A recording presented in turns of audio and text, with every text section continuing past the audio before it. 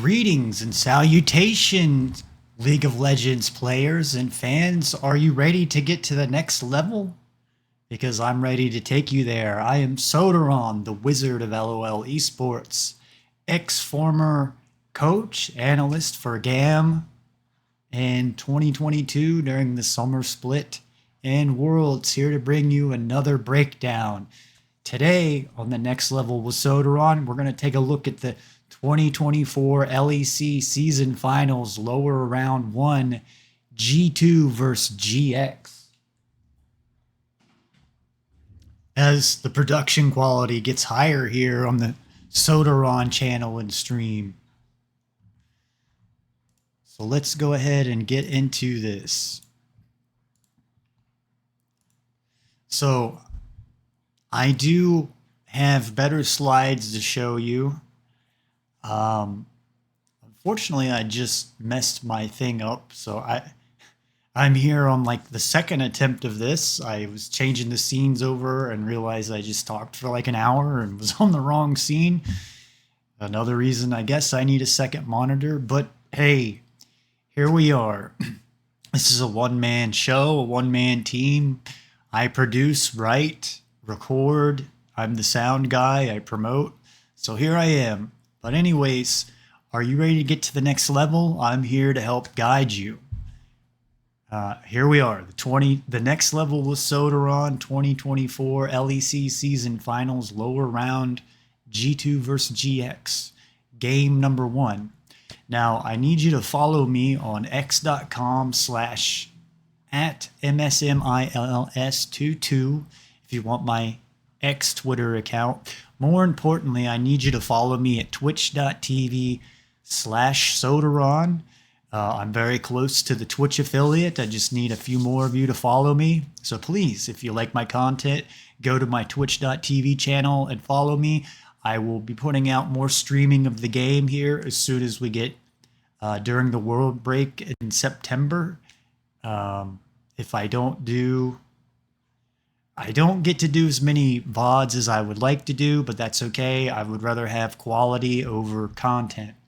I would rather produce high quality content over bad content, but give you a lot. So I'm kind of a stickler when it comes to production level and quality. I want to give you a professional analyst view of these games. So please follow me at twitch.tv/Sodaron, tell your friends, and also subscribe to my YouTube channel, which is youtube.com/@Sodaron. I recently changed it. It was a little bit different. Now, if I could just get Twitter to work for me for some reason, I'm trying to get it to Sodaron official or official Sodaron, but won't let me. So who knows? Hopefully we'll allow it at some point. So let's go ahead and get into game number 1 draft here. Now, I try to give a way of how I look at the draft. The blue side gets 2 groupings of champions, where the red side gets 1 grouping of champions, and then they can counterpick with 3 other champions. Looking at this draft here, G2 banned Italy, they banned Vi. Now you have Wuhan, that is a Korean jungler that was on DRX, so he is probably good at the mechanical champions like Vi and Italy and Lee Sin. So it looks like that's the top priority here that G2 is worried about. And then it does alarm me that they won't play Rumble. I guess they're scared of Ziggs. Ziggs can adds a lot of lane pressure, can stay in lane for a long time, can take turrets down with his passive. We get a Yone ban. I don't know much about Jackie's, Patrick, Ignar, or Thantonio. I don't know much about GX. I watch all of the LCK games. I watch some LCK Challenger. Then I get time to watch LPL. And then usually at the end of my week, I have time to watch G2, and that's it. So I apologize. I think Fnatic, they're pretty good, but have kind of been trolling. So anyways, I kind of look at this as like a priority. So like Giants, for example, they're worried. It's like salsa. Like this is hot or extreme, and then this end is mild, right? So on the mild side, GX is worried about Capsis, Tristana, and Azir. But the most important that they're worried about is Kennen, and then a little bit less worried about Renekton, a little bit less worried about the Aatrox. I don't know why there's an Aatrox ban. I can't recall seeing Broken Blade even play Aatrox for quite a while. But we get a Ashe first pick from G2, and let's take a look at what the stats say about Ashe. I know she was very strong on 1.5. I just want to see what the tier of ADs are.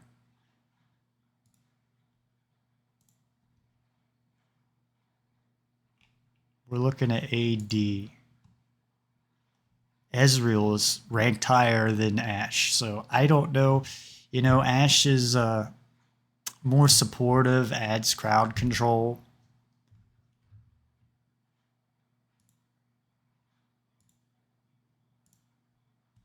And I also didn't know how to do this because I have a lot of slides. This is how I've been wanting to do slides, so I did a much better job. And this breakdown that I call them, they're not so much reviews, they're actually analytical breakdowns. The problem I run into is trying to show you the information I know out of my head, and it's taken me about 2 years of learning through all this and all this production of, well, how do I get all this information out of my brain and give it to my viewers? So slowly getting there. I'm getting happier with the production. And so G2 first pick the Ashe, and then we get some, I don't know if these are counter picks. I would say like Ashe is probably not good at getting away from Maokai with his W, and Rel can jump in on top of Ashe and break shields. So then, you know, we look at duos here. So maybe there's some type of synergy between Braum and Ivern.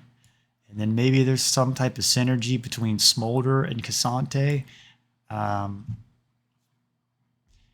One key note is I think this is the first game that Caps has played Smolder, so maybe he's not that confident or not amazingly great with Smolder yet. He's going to need more games. So, you know, I put the numbers here. G2 first picked the Ashe, so then GX counter with the Maokai Rel. So then G2 counter with the Braum Ivern. So then GX counter with the Zeri. And then G2 counter with the Cassante Smolder. And then GX counter with the Ezreal Poppy. You know, you got to throw the bans in there. But the Ashe is weaker into the Ezreal. The Poppy is weak into the Cassante. So I feel like GX got outdrafted in this game. They probably have a much smaller coaching staff. The smaller teams are usually behind a patch or two, to be honest with you. So it's like G2 can be ahead where they're like working on patch 4.16, and GX is like way behind on patch like 14.14, still guessing and trying to figure out, well, how do we play this game? So that's what happens to the smaller teams. They don't have as big as a coaching staff. And so I don't know how to show my slides and do the game at the same time. So I was going to try to do a quick rundown of the slides. I just did a take and messed it up and went like an hour and a half and realized maybe I need to go a little bit quicker through the slides. So I'm just going to do a rundown. But, and then I can do the game and then go into the slides at the same time. So, you know, looking into the matchups here, this is how the draft works. You can't win every lane in the draft. You have to give and take. So G2 have the strong top lane matchup. It looks like Cassante is very strong into Poppy. The Ivern and Maokai couldn't find too much information on this. This is only like one game, so who knows? It's looks like it's a skill matchup from what the stats say. It's 50%, so the skill comes into play. And then it says that the mid lane matchup, Caps should be good against the Zeri. Smolder wins against Zeri 80% of the time. So looking at the bottom lane here, we've got Ezreal into Ashe, and it says that Ashe wins against Ezreal 47% of the time. Now, I thought back in the day that Ashe was good into Ezreal, but I could be wrong. It's been years. So, and then we get G2 drafting Braum into Rel. So this is kind of a balanced lane matchup in the bottom where one matchup is bad and one matchup is good. Caps should be pretty safe in the mid lane, even though he's probably not experienced on Smolder yet. So Broken Blade should be safe in the top lane against Poppy. And then I don't know much about the tree versus tree matchup here. So it looks like it's a skill matchup or play or coin flip matchup here from what the stats are saying, but need to see more games and pay attention. So looking at the notes, I made some game notes, making a rundown, trying to be more professional with this. So lane swap for losing top lane, Cassante versus Poppy. GX looks scared to lane Ezreal into G2 Hansama. Oh, I messed that one up here. I made a typo.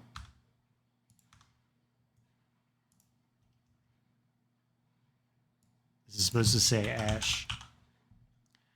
I need an editor. Again, it's a one-man show.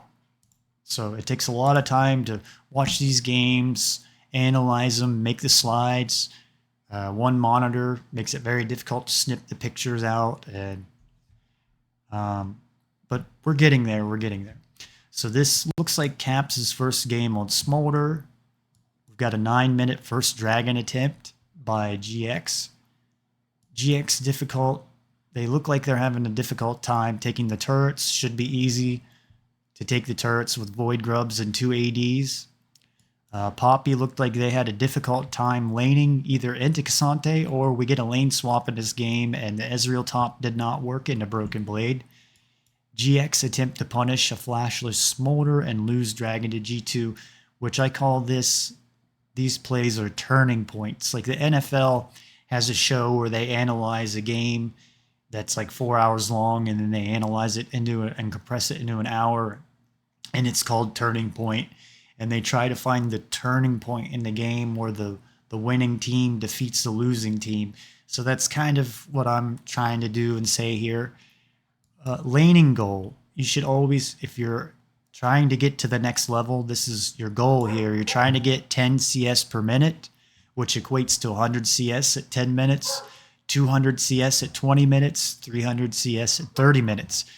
I see some players like Upset on KC where they're like 40 minutes to the game and they have 480 CS, but then their top laner only has like 250 CS in 40 minutes. And then he wonders why he can't carry the game. When you do that, then all your gold is into one player, and then the enemy team can easily just target out the AD. It's really simple, and then your team can't win. And it didn't seem to work for KC. But there's later on in the game, I see even pro players, they start to fall off once you get it 30 minutes where you should have 300 CS, where the Korean teams can kind of stay there. It just depends on the skirmishes that you take around the map. But this is your goal you're trying to get in solo queue is you can work this on practice tool. Laning to get 100 CS at 10 minutes, 200 CS at 20 minutes, 300 CS at 30 minutes. And you should have your boots and 2 items by 20 minutes. You don't need kills, just the farm alone you should have 2 items, and then that will allow you to go for the Baron. Now, that's in a perfect world, or at the professional level, if you play a perfect game, So maybe 25, 30 minutes for a Baron for a lower ranked solo queue player. But that's your goal. That's what you're working on. And so I'm sorry, these slides like this get a little rough here. And I didn't know to like show you the game and then go out and show my slides because I don't have the second monitor. So I have to switch back and forth between some things. But I thought I would just go ahead and give a rundown of the slides. And then when I get into the game, maybe I'll show them or go over them a little bit. But this is just showing the warding in the beginning of the game. I'm trying to get better at this compared to my last slides. I don't even know if you guys are looking at the slides or not, but the reason I make these is so you can watch the game, and then a lot of you probably have second monitors, or you can put it on your phone and look over it and look at what I'm talking about, and it'll really help you get to the next level. Trying to help teach you vision control. I talked about it in the Gen G VOD review I did, or not VOD review, but breakdown I call them, where I talk about No Faye from Rocks Tigers. There's a show on the LCK in between the matches where they took retired League of Legends pro players like Kuro and Prey and Score, and they had an ex-coach from Rocks Tigers and V5, and a quote he says is, "You make plays around vision." And that's exactly what I'm trying to teach here at the next level. I've been teaching it before I heard No Face say it. I've been aware of this. I talk about it where I played Warcraft 2 for many years, and then Warcraft 3, which is a more complex version of League of Legends, where you're controlling 3 champions at one time, and you have 30 units, sometimes 60 units, and you're harvesting gold and wood and resources to build buildings and make units. And the main thing is, and it's got a map just like this, the Fog of War map, where you're going out and scouting out the enemy and you're making plays ahead of them. You're always trying to be steps ahead of the enemy. That's what you're trying to do with the wards. So we're just showing where Maokai wards the first ward goes, because also League of Legends and the LOL esports is bad about where they try to sell skins in the first minute of the game and you don't really get to see where the wards are. And this is like the beginning of the book. This shows how the game starts and it's going to play out. You're getting your first steps on the enemy to plan, well, what's your next attack? So, and I just show you the timing, and I apologize, but it's hard to blow up the mini map. I don't have replays of the games. None of us do. So it may be a little ugly, but you can get the gist of what's going on. And later on in my slides, I started using the Rift kit. I forgot about it, but the first few slides on it are a little ugly, and then I learned to use the tool better where I could label the wards and I can put the champions in. So this is just showing that Maokai puts this ward here, and then they have Vision of Ivern. So Ivern wards the top red side jungle entrance.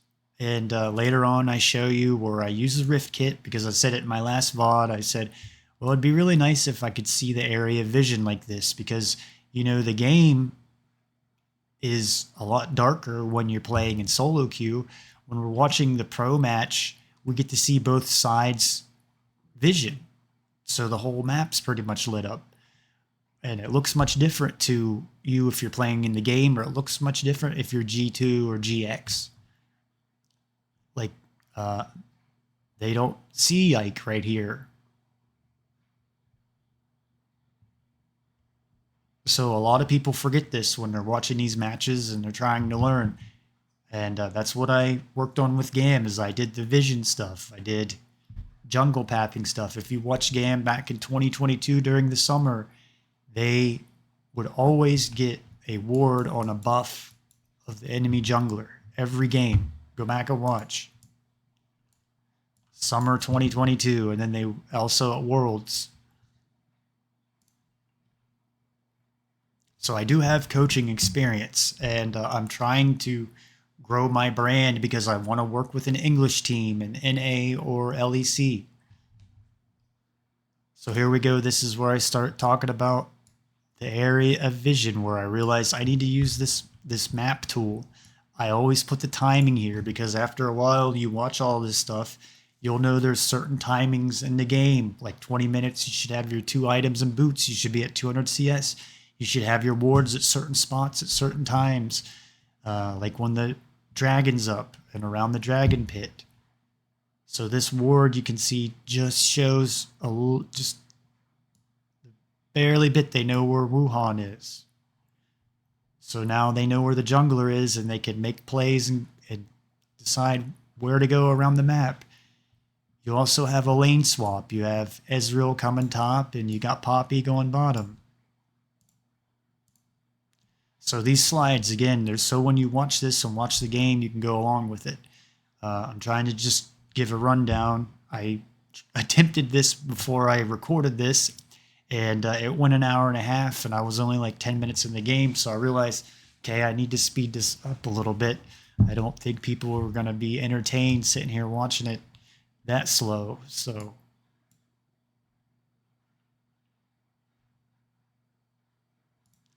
It's kind of confused by that picture because the epic pen. So GX bottom lane, lane swap to top side, Ashe counters Ezreal, bad lane matchup for GX bottom lane. That's probably wrong. It's bad lane matchup for Poppy. So maybe I should fix that real quick.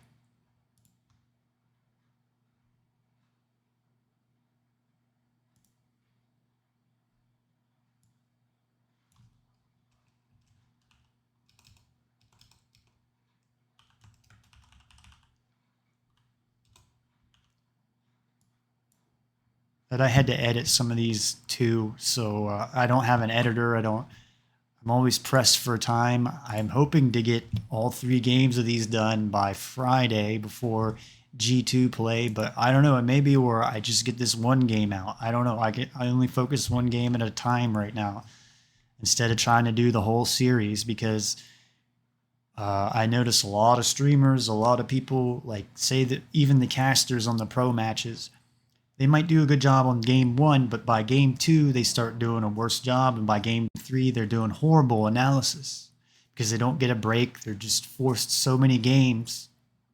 And I want all 3 games to be consistent. I don't want to do like 3 games in a row and then I give you maybe good analysis in game 1, but then I fall off. So this is just showing that got a lane swap coming in. Mainly, I think, because it's a bad matchup for Poppy. So Ezreal and Rel invade the G2 topside jungle, but spotted from the Ivern ward. So, again, the ward that Yike placed is good because it spots out Patrick and Ignore. They're going to come over and put a ward. It's all about getting information, like I said. And a lot of people don't even pay attention the first 2 minutes in the game. Or if you're in solo queue, you don't even try till the waves start. And, I mean, the game really starts about 30 seconds in because the amount of time it takes to walk from your base out into the river, the game started because you can start making plays. You can start putting wards on the map. Wards are the most important thing. You make plays around the vision you obtain. And you guys... You know, you forget watching these pro matches that like G2 can't see them right now. They can see them right now because they got a ward, but if there wasn't a ward there, they wouldn't see this. They wouldn't know this is going on. So G2 spot this, and I think Yike decides to path this way instead of maybe trying to take the blue and the Gromp. Now I watched Tian here play Ivern, and what I saw was he started like Raptors, red buff, or maybe it was red buff, Raptors, goes clear down here, then comes clear back up and gets the smite, and then comes back. Like you have to, and it's 45 seconds you have to wait till you can come back and take the camp with Ivern's passive. messes up jungle path for Ivern, who starts one camp and paths on the bottoms past the bottom side. So this will also allow like Maokai to come over here and steal this camp, and there's nothing really Ivern can do about this. You want to really try to shut the Ivern down early. I guess the only bad thing about that is he's more supportive, so if that's so, then he can just go help support the lane's push.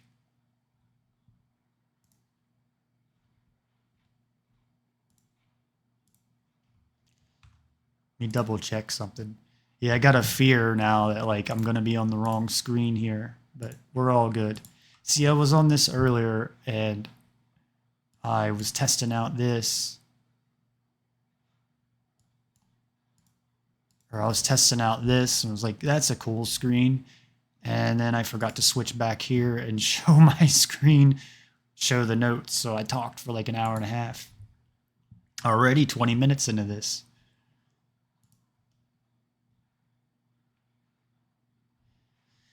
And so this is where I've been needing to use this tool. This takes a lot of time to, especially on one monitor. If I had 2 or 3 monitors, it'd be much quicker to do this. But we'll get there, especially once, if I start getting views. That's the problem, is like, is it worth me upgrading my PC if I don't get views or don't grow my channel and no one's watching? If nobody watches the slides, then what's the point of it? But I'm working to get better at the slides. I do have experience working with GAM, like I said. And then I also had to translate it into Vietnamese on top of everything. So I try to like write it like I'm talking to a 5-year-old, because, and I think the maturity level of many solo queue players is 5 years old. So I'm trying to help you get to the next level. So this shows the area vision. Now later on in the slides, I label this better. Like I label this G2 vision ward. And I realized that I can change these icons to whatever the champions are. So I did that later on. So this shows you the area vision of the ward, which a lot of you don't know how far it goes. Or you forget or realize, like, in this position here, if this ward wasn't here, well, this guy, this guy, this guy, they don't know where the bottom and support are. Like, they don't know what's going on, but this ward allows this.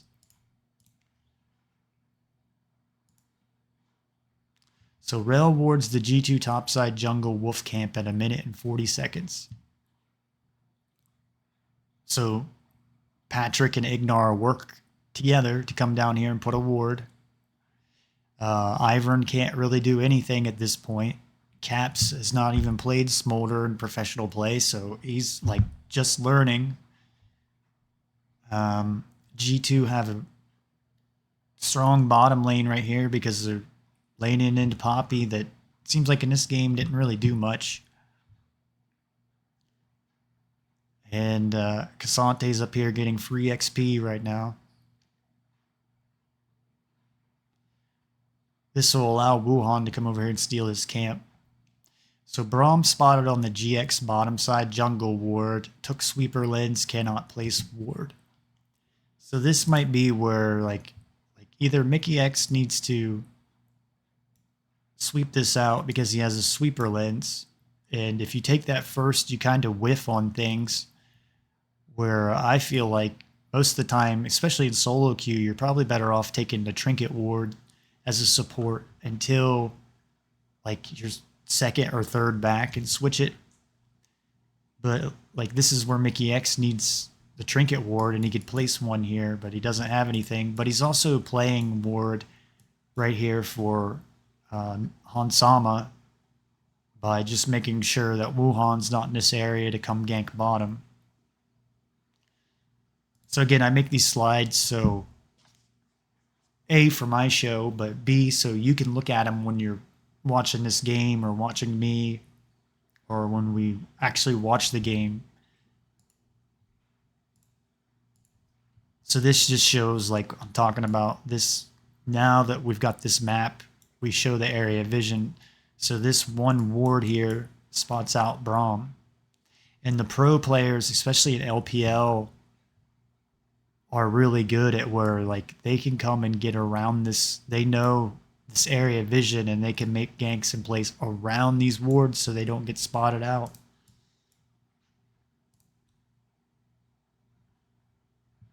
So Braum gets spotted on the ward, has sweeper or no wards to plant in the GX bottom lane.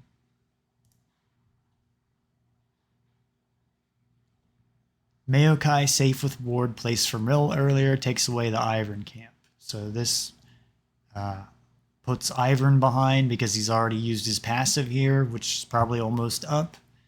And Maokai is going to take this away. This is what you need to do. This was a good ward and good tandem work from Ignar and Wuhan. And again, we're showing the area vision. That this one ward here shows this much vision. Because remember, you're usually seeing black if you're these pro teams. So like G2 can't see this is going on.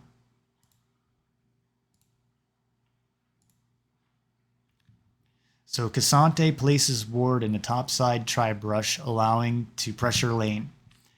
And I talk about this all the time, but there's this imaginary line that I see that splits the map in half, like this. And this side of the map is blue sides until turrets get taken down. This side of the map is red side. So unless you have flash or ghost or a teammate around you, you shouldn't be over this lane or over this line. But Broken Blade in this example has this ward here, so he can go over this line. He's safe. He can see if Wuhan comes up here and tries to gank him. And it looks like the area vision's good enough where he'll get spotted out. Now also, some of the things I don't talk about is you also have to push these lanes forward. So if you're laning, if you can lane safely at this neutral position right here and keep the lane right here. But what you're trying to do is get the minion wave that's yours over this line onto this side of the map. So it's pushing into this turret. You're trying to push these waves forward. If you can get them, like if you shove them forward, like last hitting them or killing them faster than the last hitting, like just standing, like freezing is just standing there and waiting for the minions to keep hitting each other until the very last hit, and then you get the last hit and get the gold. But it's not going to push the lane forward. It's just going to stay neutral right here. So what you're trying to do, but you have to be safe. You got to have a ward. You got to have flash. You got to have a teammate around you. You're wanting to get the waves over this line. So the wave will crash onto the enemy side of the map. And the waves will crash into their turrets. That's what you're trying to do. And I know I probably don't explain that enough. I know the mechanic.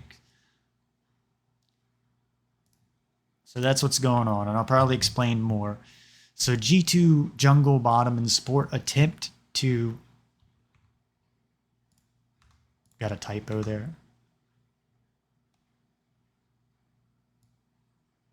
Attempt. Let's see, what one am I on? There we go.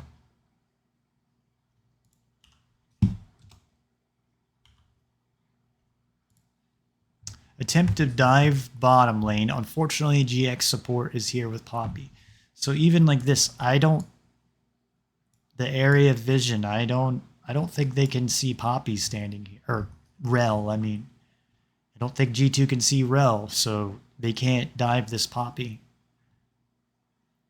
Because Rel's going to come in. And Yike probably doesn't have any camps to take right here, so some of the reason why he's here right now. But they don't know that this camp's stolen. They don't know this camp's stolen. He doesn't know those camps are stolen. In that position. I mean, I don't know. It's been a little while since I watched the game, so I'm running this without watching the game. Again, I'm just trying to do a rundown before I get into it.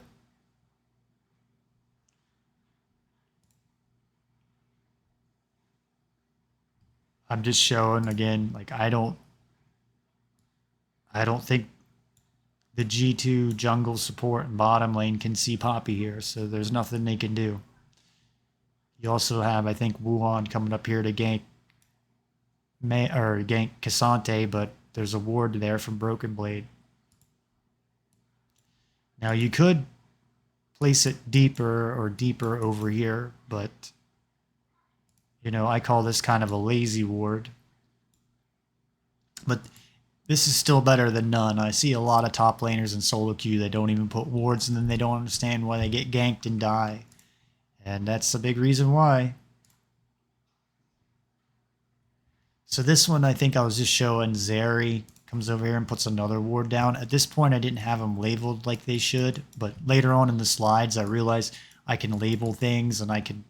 I had to work a lot of things out personally in the production on this, and I'm happy that it's turned out how it's turned out. But I started labeling these later as we go on. I just didn't have time to go back and fix these slides.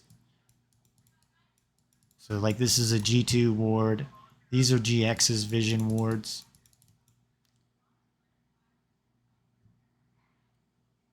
So GX should be able to scout out Ivern whenever he comes up here to get his jungle.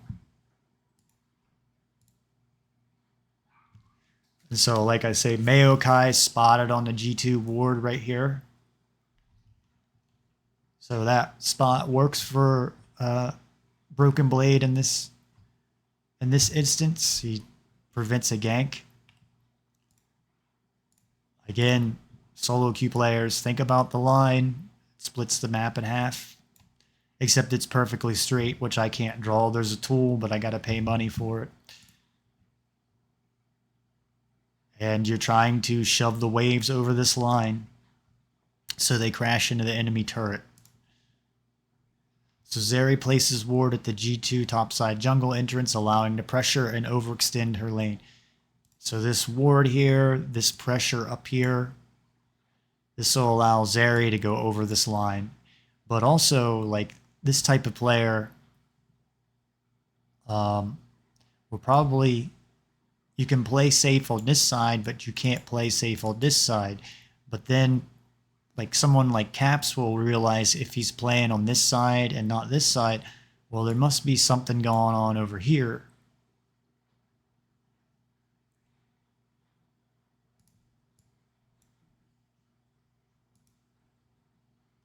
So Ivern warns the bottom lane side top brush at 3 minutes and 34 seconds. So down here. Just good spot to help give vision to Mickey and Hansama from Wuhan, or, you know, again, you want to be putting wards around the map. You want to try to light it up. You don't want to play in the dark. So Maokai claims the Scuttle Crab at 3 minutes and 30 seconds top Riverside control. And like I say, that when a team gets the Scuttle Crab, then basically this section of the river, what is going on? Oh.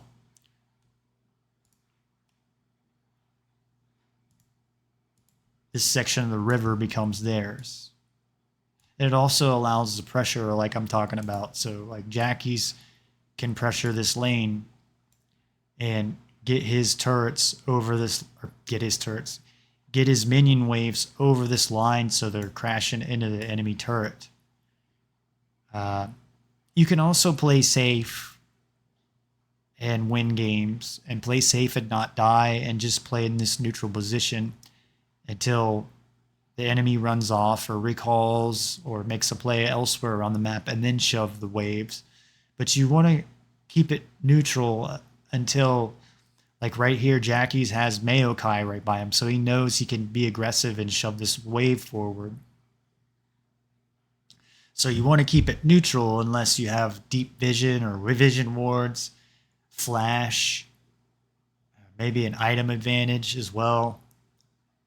And like the way I kind of played solo queue was like if I'm laning, I keep it in the neutral position until the jungler's around me, and then I shove it forward.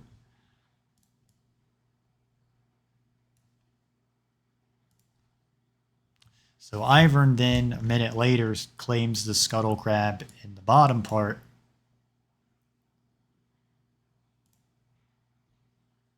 Which then this bottom part of the river is basically G2's now. Also, that's a good time to have it, even though it's behind by a minute, because it's there for when the dragon spawns. And I would like to see teams take dragon at 5 minutes. That's kind of the problem with Ivern. Is Ivern can't solo take the dragon or void grubs until he has Daisy, which he's not going to get till like 6 minutes or longer in the game. And like in this game, he's behind already because he lost a camp. But I did see Tian where they will take the dragon at 5 minutes with Ivern. It's just Jackie Love and Mako will back off the bottom lane and help Ivern take the dragon. So you can do that.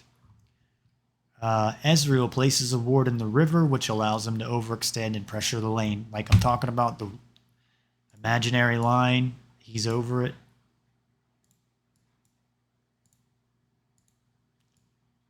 Ezreal's over this imaginary line. He's shoving the waves so they crash into the turret, or the waves push over this line. And basically, instead of just letting the minions hit each other and kill each other, and then taking the last hit, you're doing damage to the minions like as fast as you can, or you don't have to do it as fast as you can, but you're autoing and damaging the minions so it kills them faster, so your wave doesn't die and like stacks up and gets bigger than enemy waves, and then you crash that into the turret. So this ward here allows Poppy to be safe under the turret and prevent a 3-man dive. Also, Yike put a ward there. Maokai backs and buys Faded Ashes at 4 minutes and 46 seconds. Should be, see, if this is why I put the timings and all this, so then you know how fast you should be clearing the jungle and you know when you should have your items. So like at 4 minutes 46 seconds, if you're Maokai and you're playing AP, even though I see Tian go Iron Locket instead and tank and not AP, and it looks like AP Maokai didn't work in this game.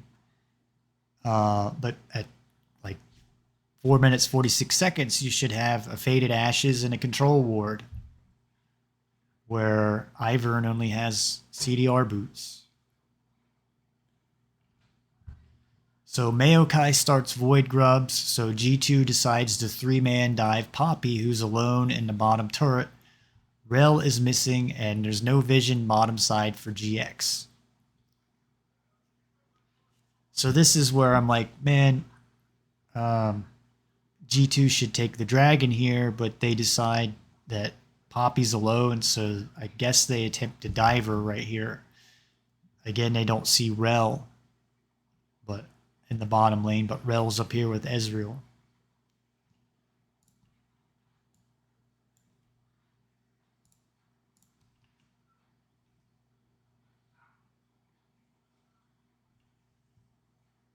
So Rel's recalling, and you see they're diving. There's no wards down here, so it's a good time to, they don't see where Ivern is, for example. Giants, that is, or GX. So G2 attempt to dive Poppy, but Ivern needs Daisy. Poppy also has Flash. This sets off a chain of events, which is a failed dive. Caps is forced to flash mid. So Caps looked like he might be struggling there into Zeri. Has to burn his Flash. Almost dies as the Arcane Barrage from Ezreal. So Ezreal shoots an ultimate, and it almost hits Caps. I think that's where he had to flash. It's forced to go Yike. And it's like where the support and jungle on G2 don't know where to go at this point to do the dive or to go help Caps, so they don't get anything out of this. Ashe overextended alone, so Rel and Poppy all in, burning Ashe's cleanse, forcing G2 support and jungle to make decision to save Smolder or Ashe, putting them in a stalemate. I think they should take the dragon instead of diving. Ivern needs level 6 to take objectives solo, and after seeing this play bottom, dive as well, question mark. And I don't know why I put at least with Ashe's damage. I think I meant like take the dragon, help take the dragon.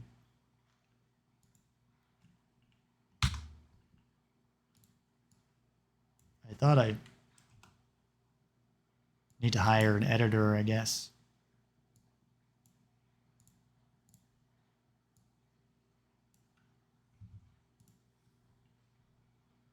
So Ivern finally gets level 6 from the Gromp and can dive Poppy with Daisy. Also flashes down for Poppy. Is this the game-changing play? The turning point. G2 are up by 1,100 gold. But GX do have 3 Void Grubs here, which should help Zeri and Ezreal be able to push down turrets. Play should allow G2 to take first turret and dragon. So I thought they should get this turret and be able to get dragon on display. Caps doesn't have flash. Cleanse is down. Poppy got killed. Lost their flash. Cassante overextended to G2 ward Blue River and spot Rel and Maokai. I think I'm saying that Broken Blade has this ward in the Tri-Brush, and so he's going to see Maokai and Rel come gank him. His Ghost is up. Again, the line, like I say, unless you have some type of vision or you have your jungler over here. Now, Broken Blade could maybe get deeper wards, but this ward works for him in this situation. But he's going to get ganked.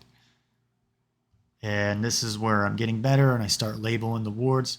But you can see this ward does show the area of vision, so it will spot out Maokai and Rel when they come in to gank him.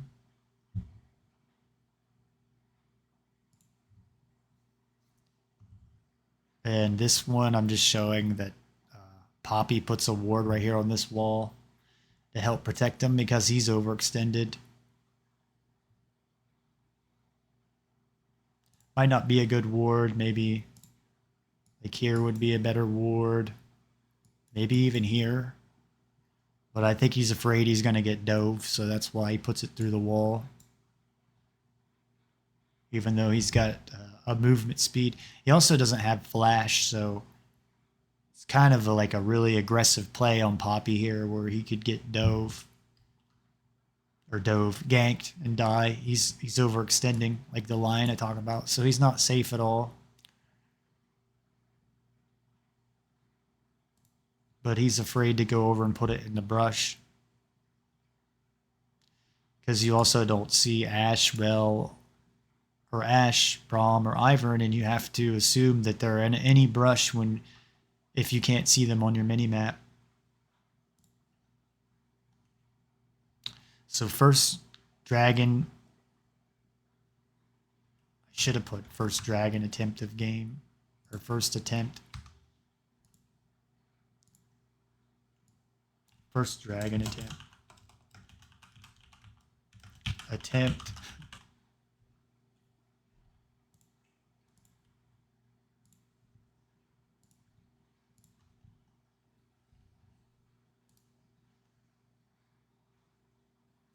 But this is the turning point because Poppy doesn't have flash and Caps doesn't have flash. And I guess like teams try to go for star players. So they're like, oh, Caps is in a spot where we can kill him. So let's kill Caps. And then this will make G2 crumble. So they back off the dragon and think they should have just took the dragon. GX decide to all in flashless smolder and back off the dragon. And I think maybe this is where GX throw this game away right here. And so I finally learned how to label this and do this correctly. But you see these areas of vision now. So like if Ashe could get around this GX ward, for example, and not get spotted, but Zeri, Maokai, they're going to get spotted by this G2 control ward. Then there's a vision ward to back it up.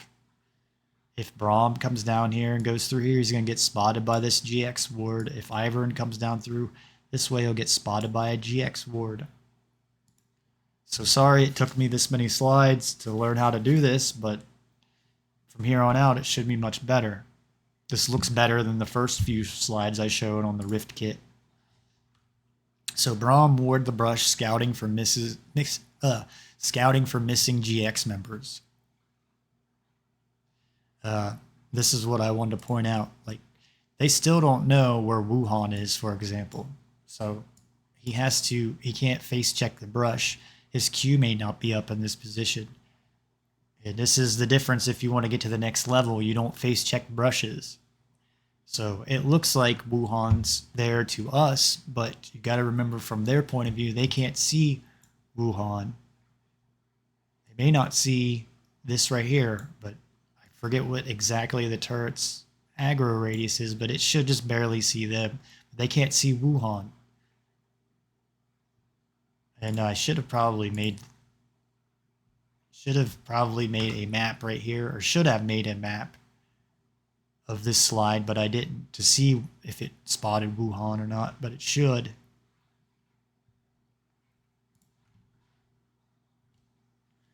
Ashe and Consante are safe to overextend and push the lane due to all these vision wards on their side and top river. So I'm just showing why Broken Blade up here can overextend. There's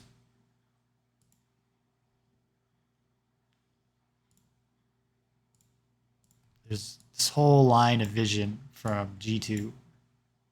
So they own this river. So Broken Blade safe.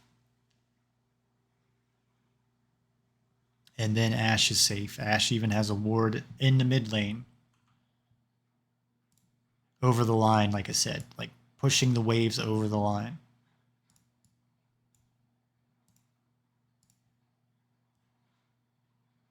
I've just shown why Broken Blade's safe up here. And here's the line again. That you shouldn't cross this line unless you have vision or a teammate near you or flash. Like, he doesn't have ghost up, so it's not really that safe of a play even for Broken Blade. Don't know where Rel is. You don't know where Poppy is. It could be right here in this brush. But the reason, like, I think G2's going to get punished hard by a LCK team or an LPL team. They'd have a ward right there. Still trying to spot out the enemy jungler. And that's why, like, I'm kind of critical of Broken Blade and say there's some lazy warding. GX lose the dragon for the greedy play attempted to take out Smolder. So G2 take this dragon. They should be able to get the bottom turret. Braum caught out alone, and GX have no vision and the side brush to see Ivern costing Maokai flash. Also, GX have one control ward and one vision charge on the support item to counter Brushmaker. So, what I'm saying is here, GX can't see Yike, and they think that this is their one chance that they caught somebody out, so they're going to punish them, so they use Maokai's ultimate here, and they're planning to all in Mickey X. But Mickey X has flash, flashes into the side brush here. And then also what I'm saying is there's only one charge of ward for GX, and unfortunately the brush maker allows you to make brushes around here, and then you need a ward to put in that brush or you can't see the enemies. So if they're ranged, they can auto attack you, but you can't do anything to them. Then if you have a ward, you can attack them outside the brush if you're ranged. So the brush maker is almost like invis. And so I show this right here, the area vision. So this is a GX ward, I think. This is a GX ward. So Brahms caught out in that ward. Again, you have to remember that the vision looks different to the players. It's much darker. You're seeing both sides, so it's kind of confusing.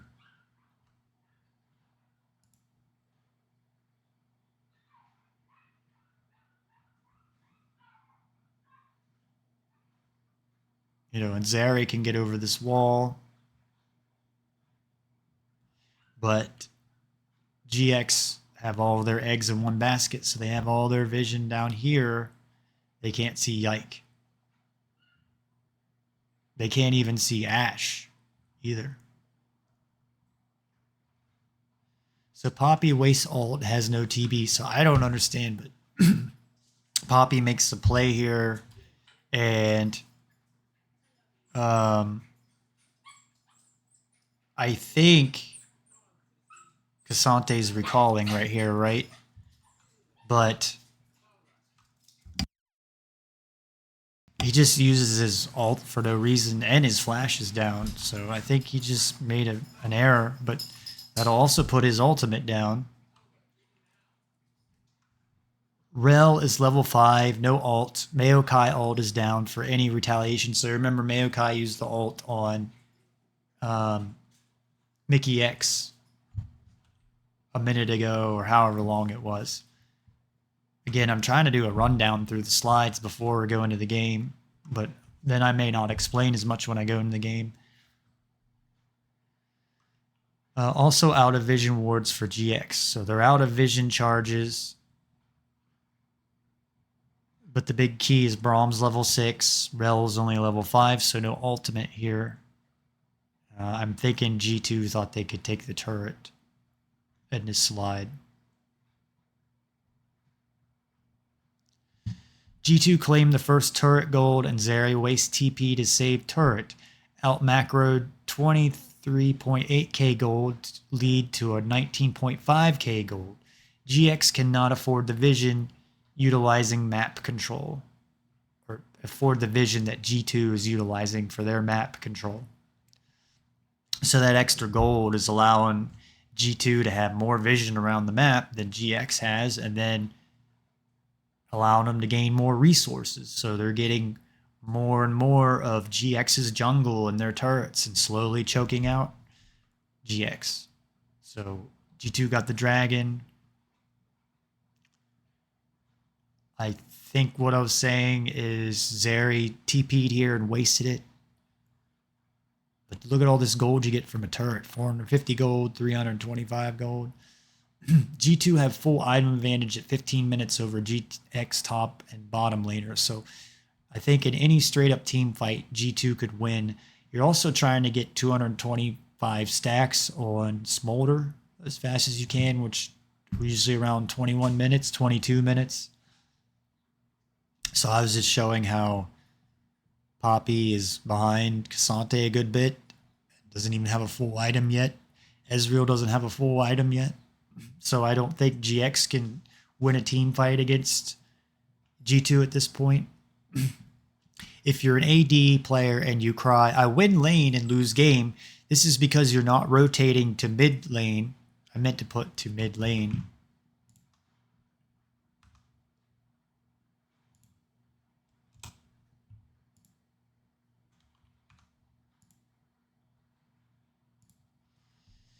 If you're an AD player and you cry, I win lane and lose game, this is because you're not rotating to mid lane after the first turret is down. Once the first turret is down, you swap the mid laner a side lane. You swap the mid laner a side lane, allowing your jungle and support to babysit, meaning your mid laner goes to a side lane, bottom or top, and you stay in the mid lane if you're an AD.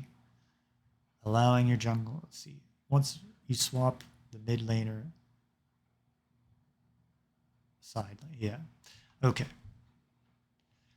This fight looks like started from GX, but this fight is initiated from Hansama. So Ash actually initiates his fight here, which is hard to see when you're watching the game.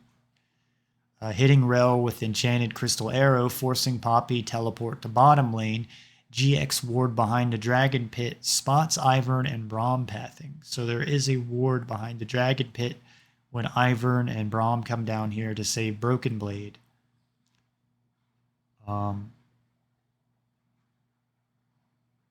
But I don't know, they were like trying to, I think it was just a random shot from Hanzama and it hit Rel and it was a pretty good play. And then I think it initiates a fight. G2 can't see Maokai in this position coming to get dove from Ignar and Jackie's. So it's like this could have been a dive that GX won and Hansama prevented it with this Ash Arrow. So Hansama might be player of the game. GX ward behind the Dragon Pit spots out Ivern and Braum coming to bottom to help Cassante. And I think Mickey puts a ward here too, like I talk about, where he doesn't just run in the brush, he wards it first because they don't know where Ignar is, for example.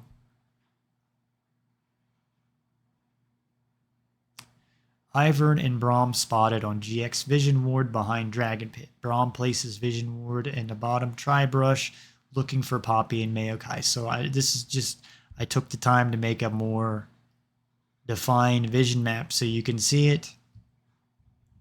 And you can see the area of vision.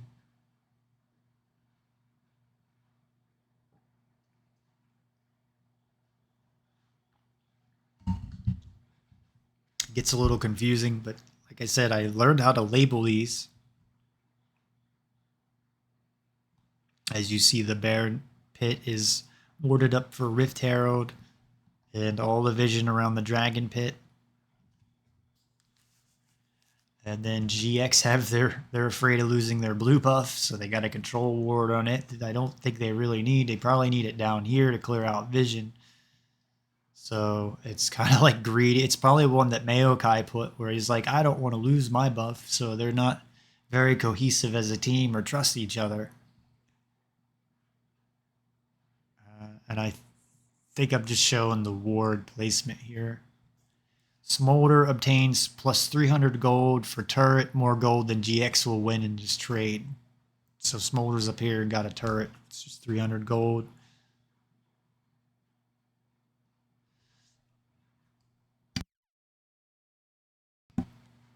G2 obtained GX's bottom side jungle resources and should get the second dragon here. So after all that, after that amazing Ash ult arrow from Hansama landing and initiating this fight, Caps getting the turret up top, then G2 get all these resources. It's just an Ivern's ahead of Maokai, just slowly choking out GX. It's getting close to like a 8k gold lead. So G2 don't get GX bottom side jungle resources, but obtain 2 deep wards to scout information. Again, that Ivern passive takes 45 seconds or your smite, so it's hard to counter jungle with Ivern. He's more of a support. G2 add to their 7k gold lead. This game's out of hand. Ezreal scout with the ultimate. I remember seeing Ezreal like throwing an ult around somewhere to try to get vision, but I can't see it on this.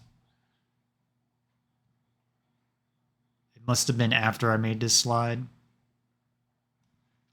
GX attempt.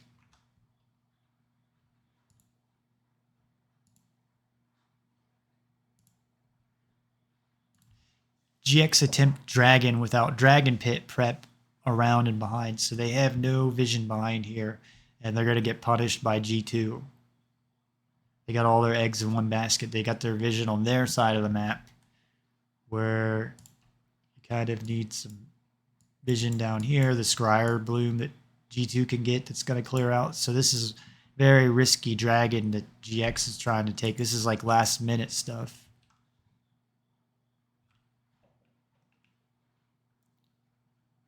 And you can see they do have, I guess they did have one ward back here. And Brahms and Smolder are caught out, so they don't know Ashe is there, but they know that Smolder and Braum are there. Again, the vision looks a lot different when you're playing in solo queue or on a pro team. I'd like to play on a pro team or high level just because like I don't think you would see Ashe either. You would see Smolder in this, so you don't even know where Ashe is. You just know there's 1, 2. You don't know where Ivern is. You don't know where Cassante is. So you have to assume, and in this play, Broken Blade's going to teleport here and come in behind and flank him. And it didn't look like GX did anything with Sweeper Lens or Control Ward to try to clear this out.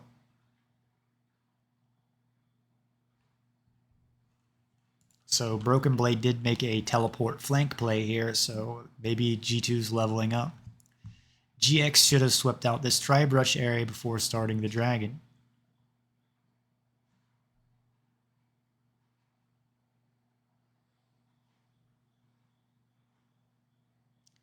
So Zeri gets caught out, overextended without vision, and punished. Again, and I put the timing here.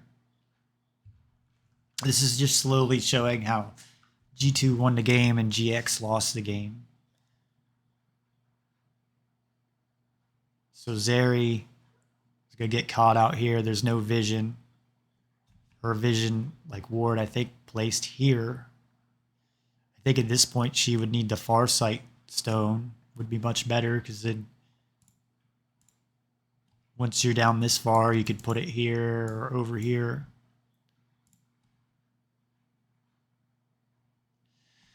G2 collect more gold with the Rift Herald. This is how you want to use, so you get more. So I'm just saying that instead of just wasting the Rift Herald, they get a turret out of this. I think they did anyways. 2 items and boots is your goal at 20 minutes, so your team can take Baron quickly. And so in this position, G2 could easily take the Baron, and there's nothing that GX can do. They need another full item on Poppy. They need another full item on Maokai. They need another full item on Zeri. They need another full item on Ezreal. They need another full item on Rel before they can even attempt to take the Baron. Maybe they could catch out a G2 member or two or steal it with the Ezreal ult or something, but there's nothing they can really do. And so then G2 won the game at 25 minutes and 50 seconds.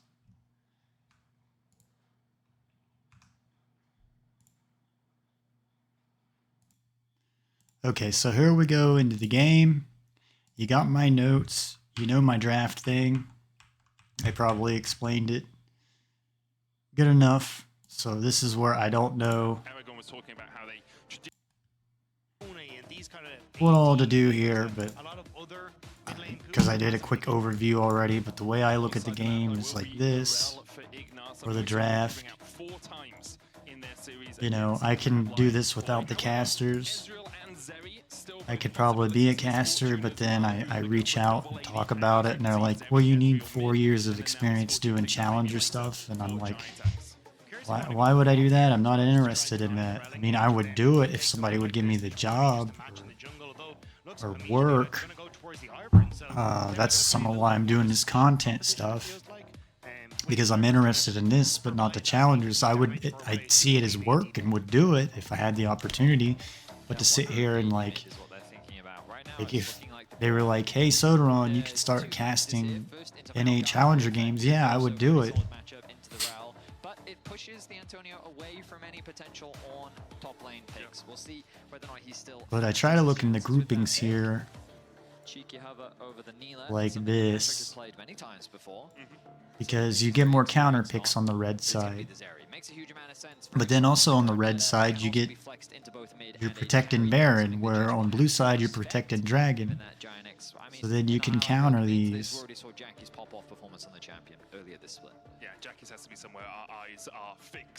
Or you can counter either or. traditionally go 3 tanks, 2 carries. Jackie's has so consistently been the carry. I don't know why the Giant Aatrox Service one banned. that hasn't placed anywhere higher than 6th this year. I haven't seen Renekton like in the LEC for a while. I saw Ben play Renekton today and Kennen. I think those are still the two strongest topside picks, either Kennen, Renekton, and then Cassante. Even though Rumble's still supposed to be the strongest with Ignite, and then the Void Grubs. The Void Grubs allow you to win to stay even in a bad matchup, or to even win a bad matchup. I think the question also is, will Caps actually go towards those AD mid laners? Because last time against MDK, he didn't play a single AD don't mid throughout the course think I recall seeing Tristana for a while outside the LPL. Maybe a couple games of the LCK. We do see the Tristana banned away by Giant X, but as you say, Lucian's still there, Ezreal's still there for Caps if he wants an AD in mid. I think it's also just like we saw G2. I may fast forward through this a little bit. Just weren't comfortable with an But I kind of like to do my analysis and stuff and then hear what the casters say. And then you all can be like, Sodaron's not full of BS after all, or he knows what he's talking about.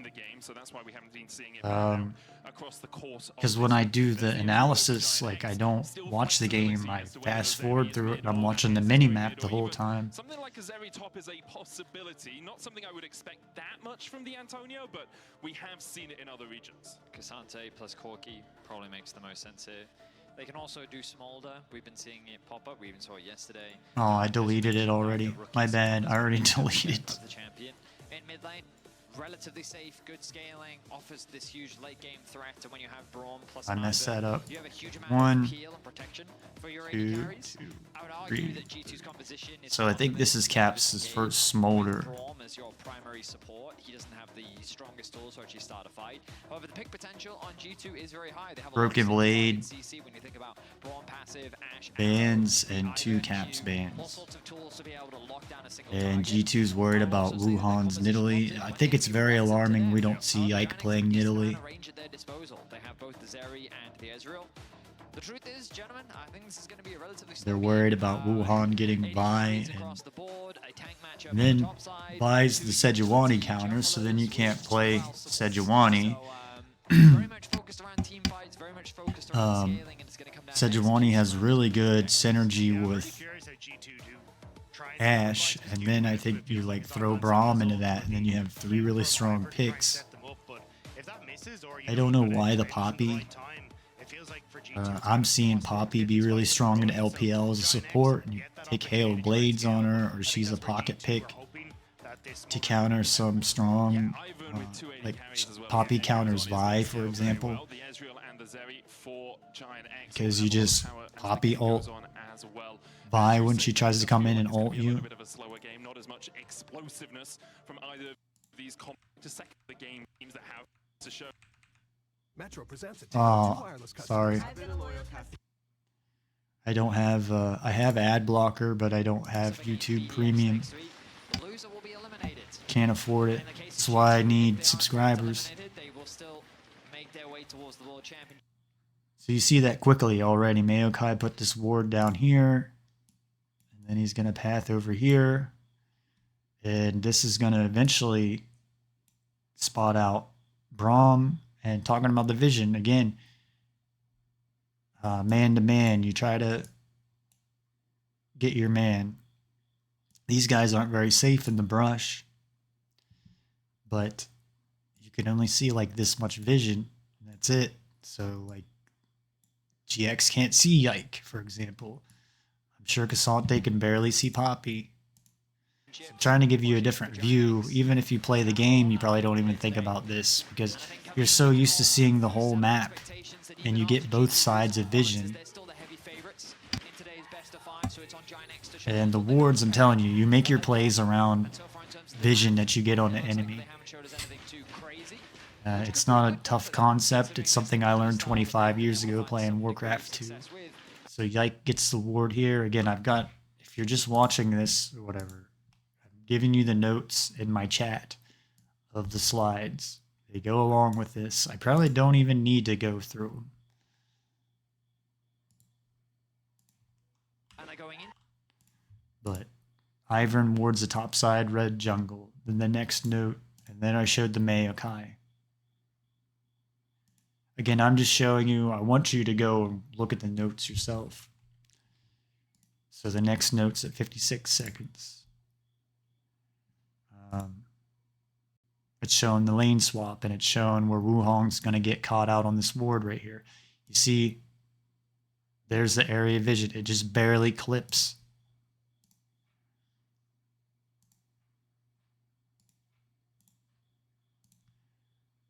This ward just like barely clips him. Or should. I may not have got it close enough to the wall. That's the hard part, is like getting it exact. He may just be out of range right there. To a composition that is very similar to their own. Yeah, especially when Giant X have still shown that they struggle in the mid game. Even when they can find early success, it's someone getting caught out, they're not in the right position, and they end up throwing away those leads. So I think there's a lot of question marks around how Giant X. So we got a lane swap. And especially against a team like G2, Either still very good at punishing GX didn't want the Poppy into Cassante, which I guess is a bad matchup, or the Ezreal and the Ashe. Ezreal should be the winning matchup, but it may be a player skill too, like Hansama might be better than Patrick, I don't know. May not want the Ashe into the... It looked like Hansama played a really good Ashe, and Ezreal looked like he didn't do very much. He had a whole lane to himself, and he was behind Cassante. He wasn't even at the target window of having the Trinity Force at 15 minutes with boots. He was behind. So here we see the ward like I talk about. 2v1 pressure in the... This area of vision, it's gonna catch out Mickey X. Make sure everything's all right on this. Yep. My last VOD, the volume went down on the last video a little bit. Some of you probably can't even tell, but or don't even watch. Eventually you will. So ignore Ezreal come in here and put a ward. They're going to take that camp away from Yike and put him behind. Ivern's really easy to counter jungle early. The wave will slowly push towards the Giant side of the map. See how well this Caps looked like he had a pretty bad game. Jackie's stayed even or got ahead of Caps a little bit. I don't know much about Jackie's. I don't know if he's a top player or not. I never really hear about him. I never hear about any of the players, but I do know about Ignar and Wuhan. I know Wuhan was on DRX. He was the backup player. I think he was the backup player, right? Was it Willer? Yeah, I think Yike's aware. I think he just spotted Maokai on a ward that was placed in River, and you could even see he was thinking of going into his top side to try and steal that camp away after seeing the lane swap. Sorry, I took a big gulp and almost choked on my tea. So Maokai comes down here and takes a camp away from Ivern. Remember, Ivern, it takes 45 seconds for his passive to clear before he can go reclaim the jungle camp. So Wuhan's going to take the blue buff away from Ivern. You know, this ward was a pretty good ward because it gave this whole jungle away to GX. Tanking the tower as of yet. Antonio hits the level 2. Ignar shows his face and should be able to clear up these minions underneath the turret. Yike goes up there. His smite's not up either. So Broken Blade's a little far up though. He ended up pushing the he should, I guess, smite the blue buff right here. Take it away. I'm watching Yike. But he decides to go away. He saved his smite. I'm guessing he saved his smite for Scuttle Crab. Right there, which is the smart play. Oh no, he does it because it takes another minute. We're only 3 minutes in, of course, but if we kind of take stock real quick, Ezreal's getting isolated experience. I don't know, I may have put smite on the ancient golem just to safely take it away, but I guess they also know where Wuhan was. He's at the risk of getting dived once again. Yike is still hovering around the bot side of the map. They're being very cautious. Look, this wave will hit at just the right time. So now because that one ward that Yike put down in the beginning showed Wuhan path through there, right? grand scheme of I'd things, have to go working back in wonderfully for time. you. So I agree with you, Betty. I'm not really sure what the thought process is from Giant X.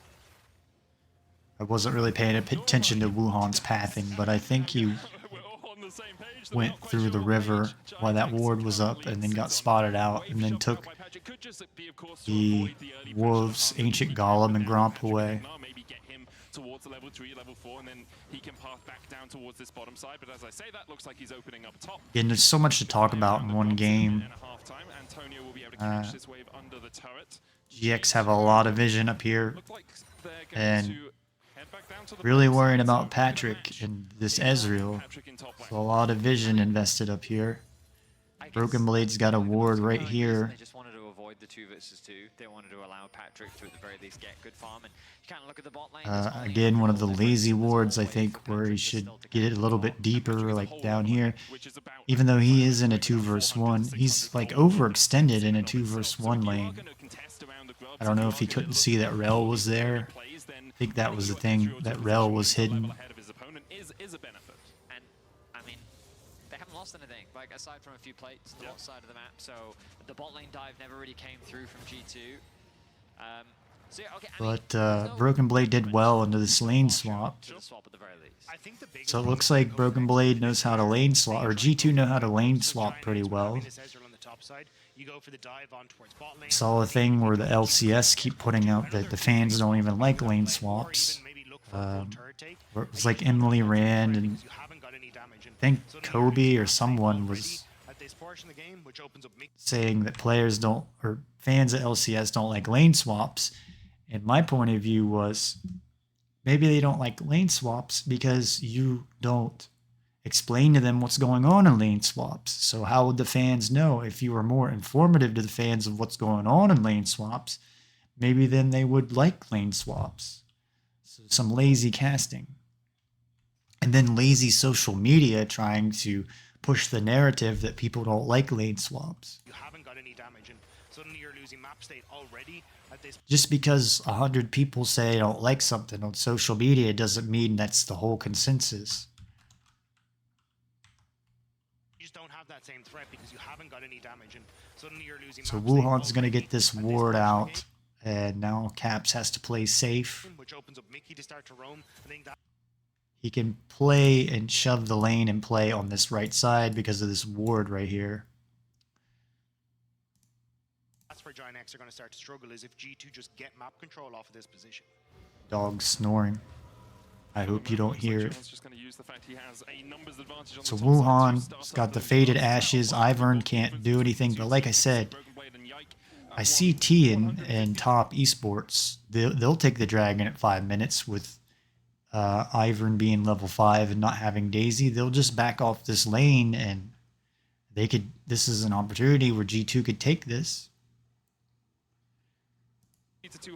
And I don't know what they're doing. They're trying to like punish this Poppy or something. Like they think it's funny. They want to dive this Poppy really bad, and I don't know why. Now you're going to start to fall behind. I think this is Ignar's making his way down here. some of the fault of G2. Just take the dragon.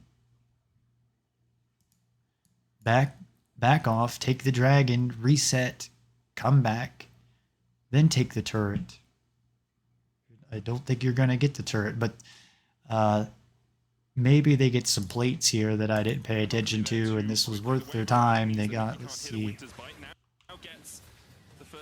have to watch because the observer likes to move so much. So there's one plate and 42 gold getting split up, which that's enough to buy like one ward for each of the people that just got.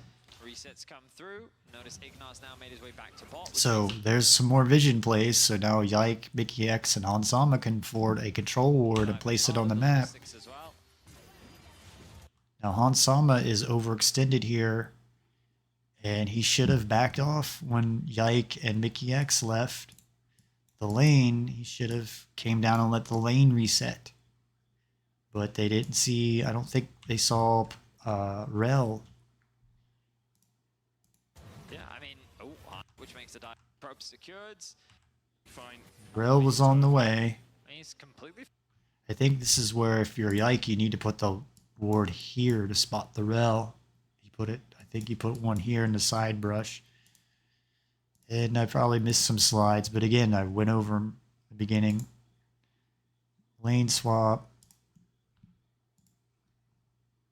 Ezreal and Rel invade G2 topside jungle, but spotted on Ivern.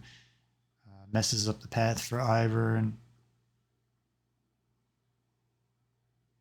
This is showing how the bottom lane and support gets spotted by the ward. So that's why I guess G2 just let GX have the topside jungle, and Yike never comes over here. They mess around in this instead. This ward spots them out. They know that they're going to place a ward in here. Rel wards G2 topside jungle at Wolf Camp. Braum spotted on GX ward. I forget how far we're into the game. Braum spotted on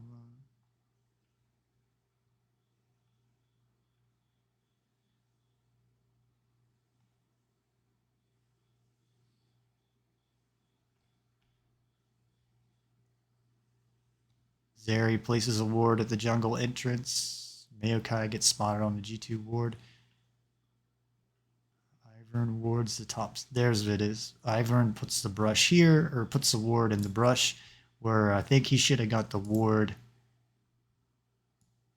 in the middle of the lane, and it would have showed Rel come through.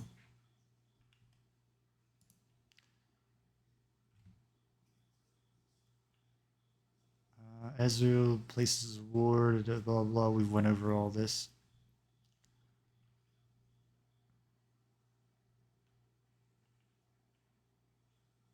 I think we're like 6 minutes into the game. G2 attempt to die Poppy, but Ivern needs Daisy. And like I said, if Ivern had a ward here, they'd see the Rel coming down because they don't know where Rel is. Ashe overextended alone, so Rel and Poppy all in. Ashe is forced to use Cleanse here to live. And they're trying to make a decision to save Smolder. Smolder has to use his flash. I think they should take the dragon instead of diving. They did get a plate.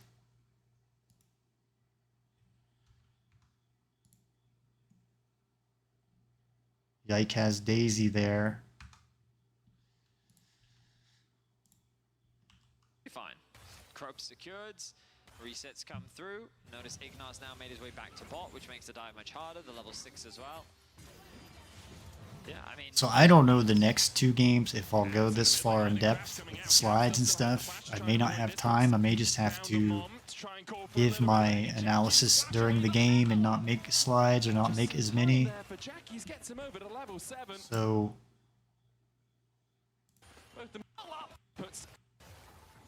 level 6 as well. again, Caps I don't think is that proficient on Smolder yet for one.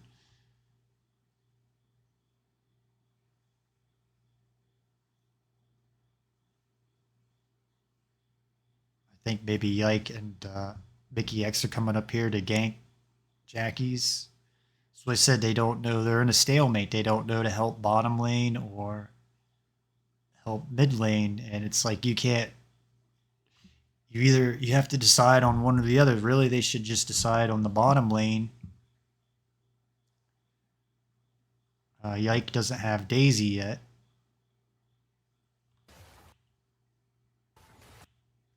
I think Maokai and Ivern are behind a good bit in this game. They should have ults and be level 6 by now.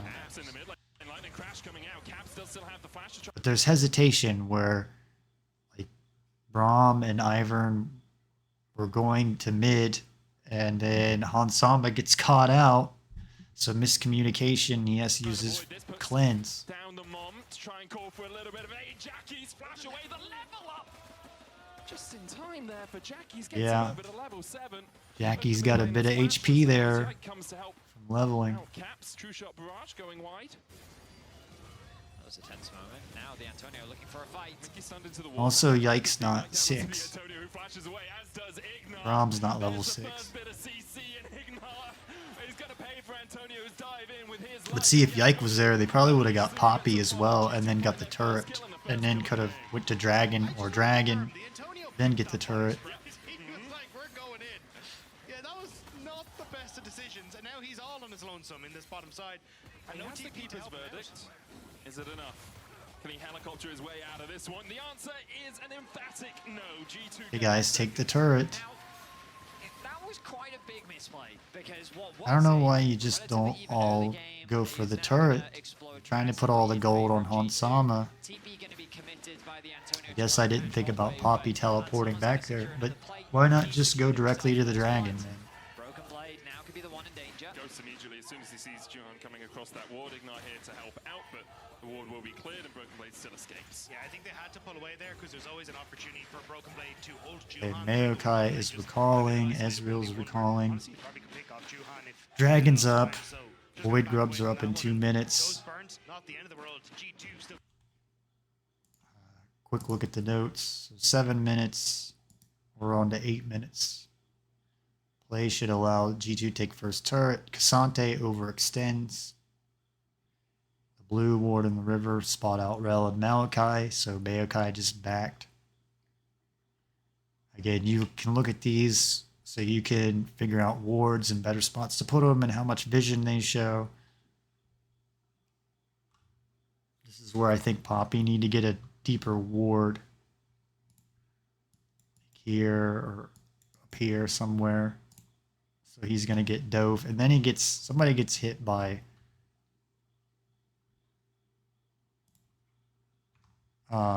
Ezreal's ult. Come on.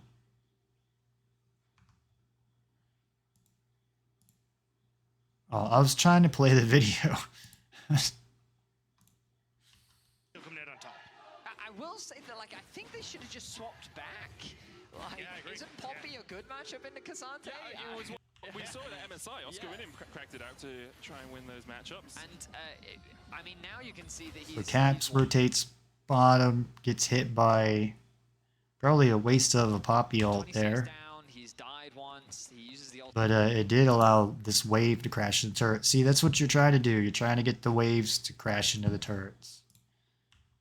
And the only way they'll do it is once you get it over the line, like I talk about. Once it's over the line, it starts pushing into the enemy side. Ultimate to just be annoying to Caps, which, you know, I mean, I think he succeeded in that front.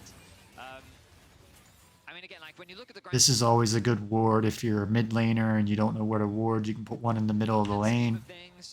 Helps you lane safer. The goal difference isn't too crazy, but the problem is that when you have two scaling compositions, it kind of becomes this race of who reaches their breakpoints faster, and you've just accelerated G2. So now coming into the next dragon, G2's So likely to have Wuhan those spotted first out on a completed, ward right but you're here still in from the control G2. space. I don't even think I got a slide of that one.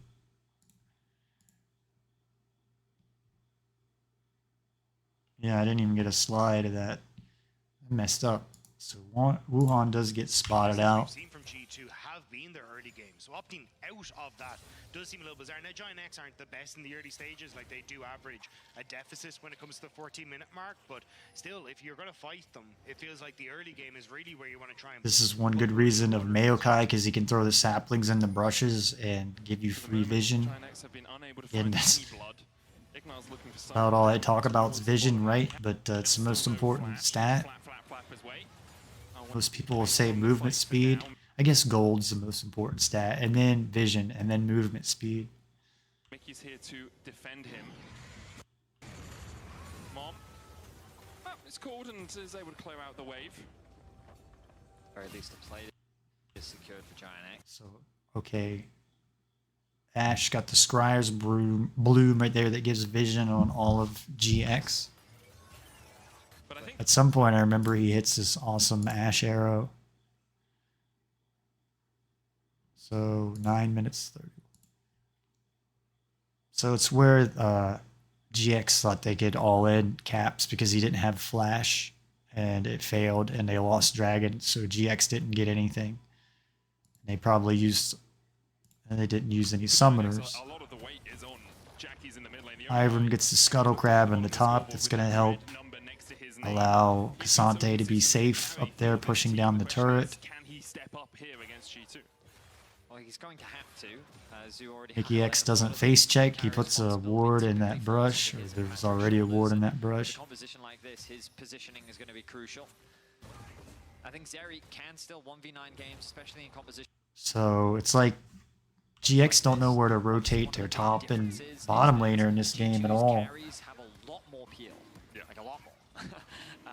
While Giant X is kind of, while they offer peel, like Maokai can offer good peel as well. It's a And Rel is still level 5, so G2 have a ult difference for one. They have an extra ult that GX don't have. Some brave stuff of Mickey X going up here alone, but he did have Hansama right around the corner. Is why he was up in here without any wards. He had Hansama right here. And I say don't do this stuff unless you have a teammate right around the corner. And that was a prime example. There was a teammate right around the corner. Front line.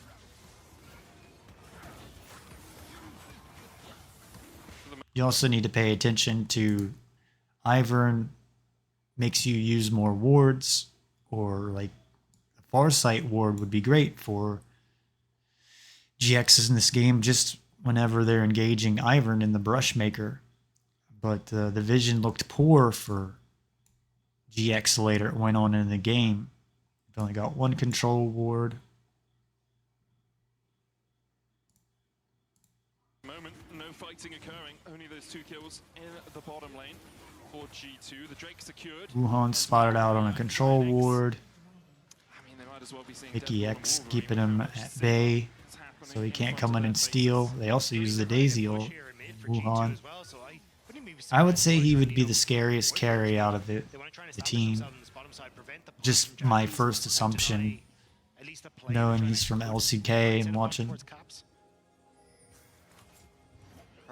Looks like Broken Blade did get a deeper ward this time right here. Still would rather see it at the Crux, just to be critical of him, but hey, he's trying. He's not being as lazy. I think the later it'll go on, boot camping and stuff, they won't be as lazy. They just, you got to tough it out through the regular season. It's so long. No one really seems to be interested in the They need to level themselves up. right now, though. It's like G2, it gets stale for them every year. They get bored. So this is the play where I talk about Mickey X gets caught out. And see, GX, I think this is their one attempt that they caught somebody out. I forget what slide we're on. Turning point. GX decide to all in flashless. See, we're at 11 minutes and 35 seconds.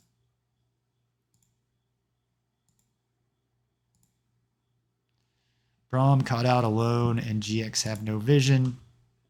And side brush to see Ivern costing Maokai his flash. Also, GX have one control ward and one vision charge on the support item to counter Brushmaker.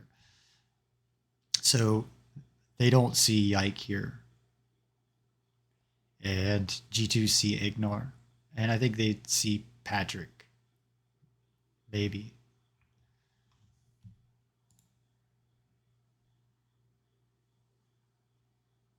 Yeah, I think it gives vision on. Actually, I think I have that messed up, don't I? No, I got it. I think it gives vision then on Ezreal too, just barely. So this one ward allows G2 to see Ignore and Patrick. They know Jackie's is here. And the problem for GX is they don't see Yike. I don't think they see Hansama either. But here comes the play. But this costs GX their Maokai ultimate, which they may need later on, because that'll allow G2 to make some other type of play around the map. And Poppy doesn't have teleport. So G2 could make some play down here, dive, and Poppy can't come save. Teleport looks like it'll be down for like another minute and a half, 2 minutes. interest, which means that you now have Patrick can't do anything because he's out of mana. tower. I don't think there's really much for Giant X to defend. So Hansama's like aggressively shoving that mid lane. Jackies. This might be where Ashe makes this ridiculous ult. That's usually why the response to a situation like this is fine, we'll trade if we're going to lose that tower. Did I miss any slides? Poppy wastes the ult and no TP.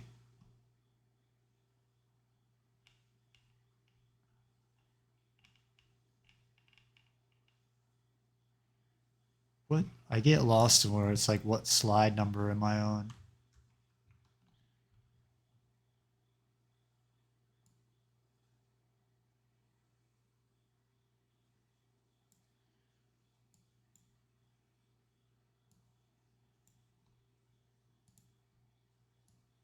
Sorry, I can't see what the next slide is all I'm saying. Okay, I'm much further down, that's why.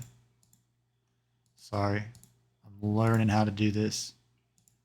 And should have a second monitor. Or 3. May have to get like 3 monitors. Rel is level 5, no ult. Maokai is down for any retaliation from GX. Also out of vision wards for GX. So that's 12, 18. Okay. So this is where Poppy just ults for no reason. I don't know why. They're just kind of watching their towers slowly die. Giant X kind of just got caught where it was like, hey, we want to look at Dragon. And again, if I miss a slide or something, or I already went over it in the beginning of this, it's mainly for you to look at anyways while I'm doing the actual watching the game through. But it's 10 players on a field, so there's always stuff you can miss. Now I know there's some know-it-alls out there like LS that know everything about everything. Or I like what G2 is doing. I will dominate. He's not as bad lately, but there's some that know everything about everything. I don't even know how that's humanly possible. He's not going to be in the area. They control the space with vision, and then they secure the objective. So I think I made a slide where it was showing, look how much gold that G2 just got. They got 425 gold from that.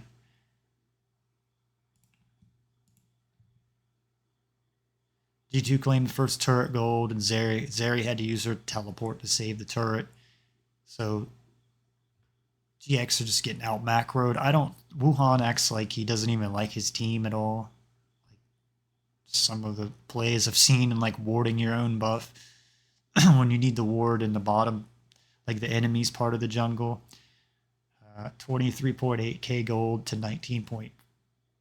GX cannot afford the vision. G2 utilizing the map control. G2 have full item management, so there won't be as many slides now. It starts getting out of control after this point. Now you would imagine that they turn their attention either towards Herald, which of course not alive yet, but it will be relatively soon, and they can then use that to try and break open the mid tower. Broken Blade looked like he had a really good game with the lane swap. He's 117 CS to 86 CS. Ezreal is even, but doesn't even have a full item yet. Again, you want full item and boots at 15 minutes, which Broken Blade has. Ivern has. Smolder has. Boots. Ashe has. Full item.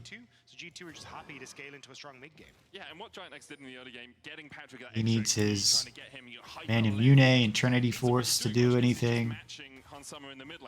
He's way behind. Poppy. Wuhan's on Leandri's, but it's not going to do anything for him in this game. I think he needs to be... He must think Ezreal's not good at all. He's got to make up for Ezreal's damage.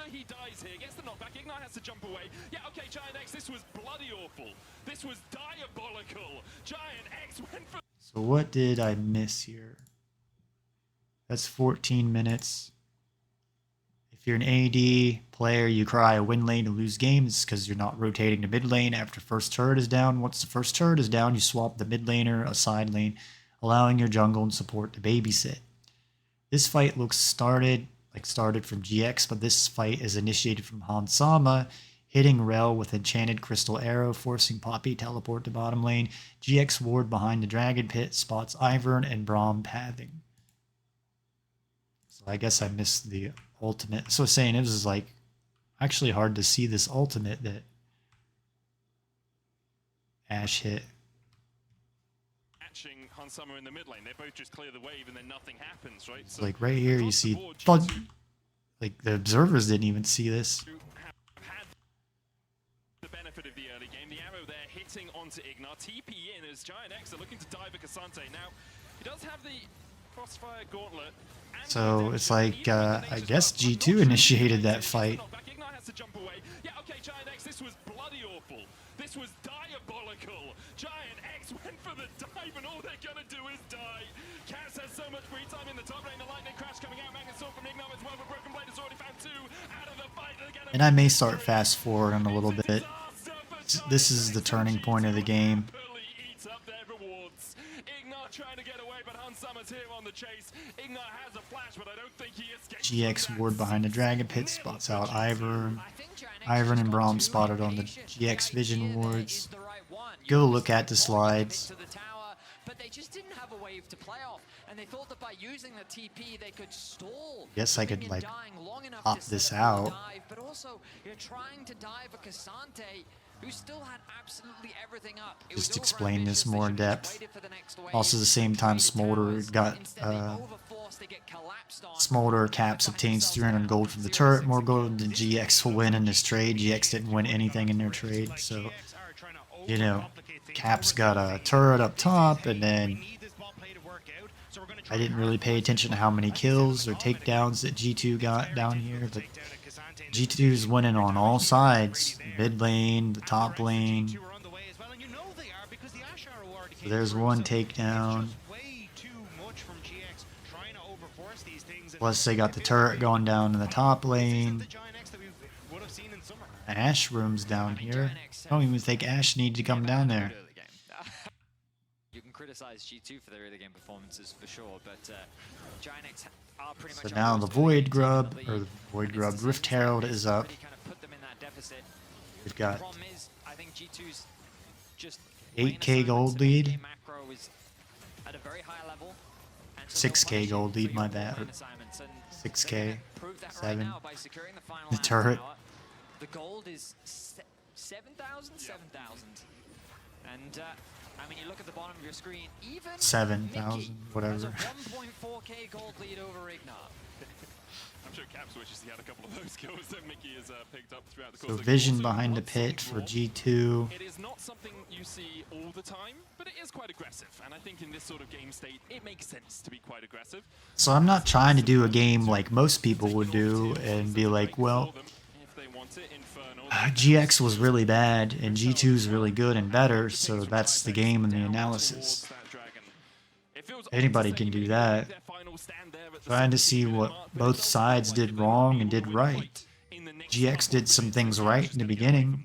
They just made a really stupid play where they should have taken Dragon and tried to kill Caps and all in him, and it snowballed. And making greedy plays that backfire. So looking at the slides again, see 15 minutes. G2 don't get GX bottom side jungle resources, but obtain 2 deep wards to scout information. Yeah, so I thought like G2 would get this farm, but again, it takes 45 seconds for the passive, so Wuhan's farm heavy jungler, right? G2 add to their 7k gold lead. This game's out hand. Ezreal scouts with his ultimate. So 16 minutes? No. I remember like seeing Ezreal shoot a arcane barrage through there, I guess, to look in the jungle. GX attempt dragon. They can't afford wards, so they had to use the Ezreal ult to scout. GX attempt dragon without dragon pit prep around and behind. So this must be right now. And this is definitely the turning point. But when the other team has like 8k gold more than you, you definitely need to scout out this area, get back here, clear any wards out. be putting like a vision ward here and a control ward here, or at least have a control ward there. So when G2 try to put wards down in the pit, you can clear them out. So this is like a mercy play, miracle play that there's the control ward. And then we actually get a teleport flank play from Broken Blade. Like another thing, GX didn't even try to sweep this out or any of this area. They just went for broke right here. And I've been kind of critical of Broken Blade and the lazy teleport flank plays, but he did make one right here. And I know I have slide about it. I'm trying to decide in my head if you want to even see the slides or just give them to you. And then here's one about all the vision.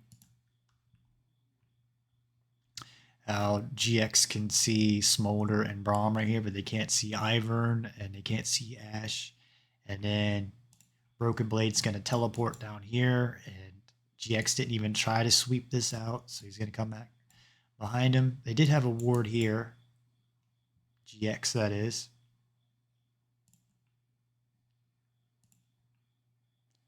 So again, some of this is I'm like learning how to do this for myself to see how I want to produce this show. So I don't know how much slides or how to show them with you. And I just decided to, I may not even do as many slides from now on, or at least in the beginning, but I've been wanting to show why the vision and how. It takes a lot of time to make all of this. This took a lot of time just to set this map up. Probably took like 15 minutes, which is a lot of time to you kids out there that don't even watch the VOD all the way through, but have all kinds of time to waste in solo queue mouthing each other. So then the next play is Zeri gets caught out, overextended without vision, and gets punished. Bad ward placement. I don't know why, like, it won't let me escape out. TP behind. Daisy coming out as well as G2 want to take the fight. Keeper's verdict hits onto Yike, forces him away. Mickey puts down the Unbreakable. Redemption coming out as well as Broken Blade dives on. So GX do get the dragon, but like Wuhan looks like he could care less about his team. Gets the dragon, survives. He's playing for KDA, hoping he can get on a Korean team next year. I doubt he's happy with the GX team he's on. G2 wanted to try and contest with a flanking TP. It's kind of comical how low the overall damage is this point in the game. I don't even see him working with Rel very much. You can see how with these front lines being as strong as they are this early on, it's very slow to kill anyone, but a nice Comes knockout Wuhan. of I think Yike meant he warded Giants could that. secure the objective. But look how much they're conceding. The bot wave is being pushed. Looked like a in, vision pushed ward in was as in well. that brush. GT now making their way towards the enemy camps, and Yike's going to steal that one away. Hans also going to be able to get So himself Yike the uses red his buff. smite on that. That probably made Wuhan really angry. G2 definitely still the ones in control. Yeah, and look, you can see the TP ward for Broken Blade to come in. Giant X just trying to steal this away as quickly as possible. But I think when you look towards the top half of this fight, Jackie's, the position that he had here was actually really strong because it forces Hans Sama to try and play up towards his top side with Patrick. So it's only Maokai really need to be in there trying to get to Hansama and locking him down and caps. And it will end up being the Poppy that ends up dropping. But And back off the dragon to try to win that fight. But like, at least he got the dragon, but there's no way they were going to win that team fight just on the items that Smolder's on. His two items, and Spear of Shojin. It's pretty good behind on you want the 250 stacks or 225 stacks. G2 starting to collapse. He's got one ward behind him, and I don't think Jackie's knows.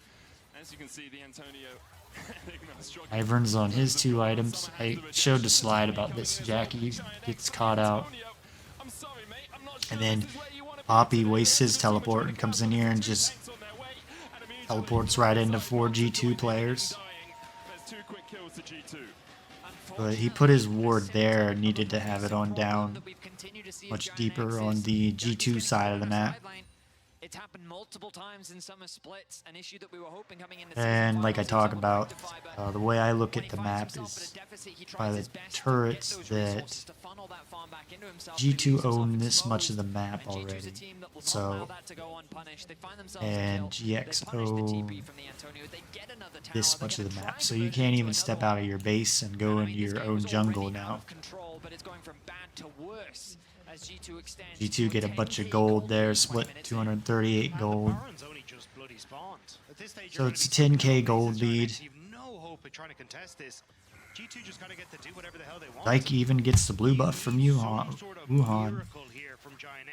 Looking at the slides. G2 collect more gold with the Rift Herald. This is how you want to use, so you get the gold from the turrets. So use the Rift Herald here to take down the turret. 2 items and boots is your goal at 20 minutes, so your team can quickly take Baron. So G2 is pretty much there, and then the game ends. So we're almost there. So I'll probably even fast forward. Still very powerful, still something you're aiming for on the Smolder, but he has 2 items, he's got that 2k gold lead, and Giant X... I think at this point G2 is just clearing all this out, so they're prepping for Baron, because they're definitely at the point where they can take Baron, and it's getting to the point where GX have to win this game, or it's going to be over, because Smolder with the execute. Might even be why G2 aren't going for Dragon in this game. I don't know, because of the Smolder and you get to execute automatically on your carry. That might be some of the reasoning of Smolder that I need to pay more attention to. That once you have Smolder, you don't need the execute on the Dragon Soul as much. Maybe that makes up for it a little bit. That you don't have to worry about Dragon so much. But they also didn't get the Void Grubs. You can't... You gotta take one or the other.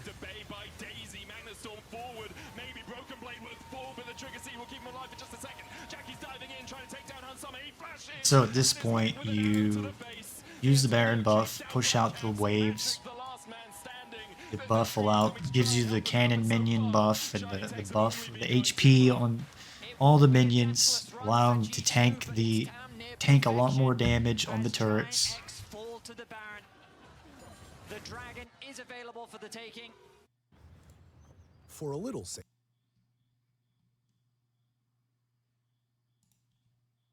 And I mean, we look at the team fight, and they... Smolder just got 700 gold. G2 just got the dragon. You know, this game's pretty much over. I don't think there's much that GX can do to come back. 50k gold. 35k gold. You do the math for me. I don't want to bust out my calculator or my sheet of paper. I have more of an artistic mind. I'm better with words in my mind and pictures than numbers for some reason. So now 50.2k gold to 36.1k.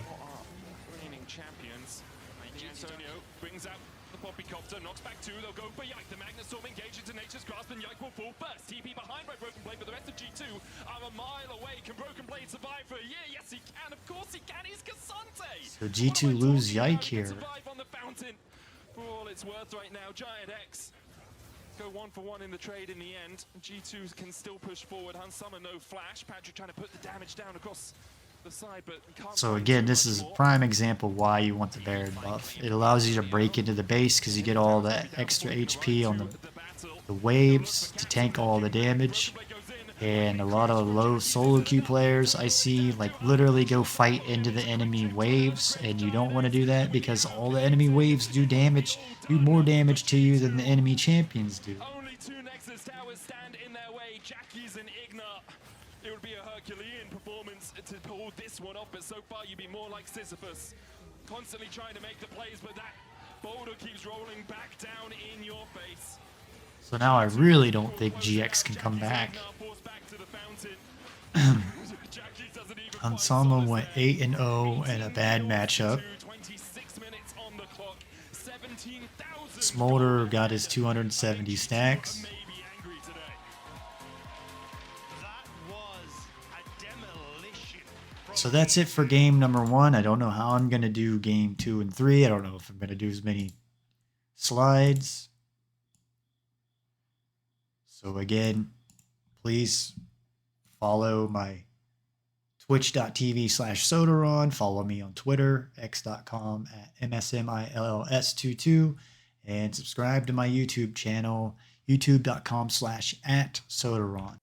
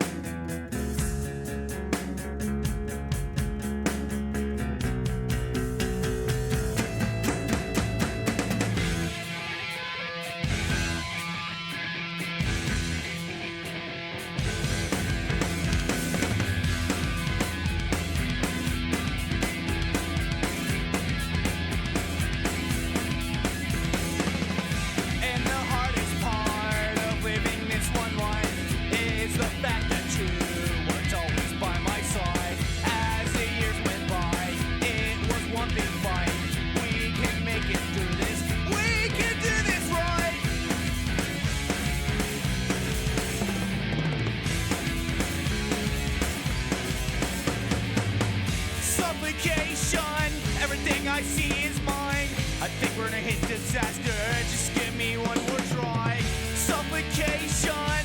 Everything I see is mine. I think we're gonna hit disaster. Just give me one more try.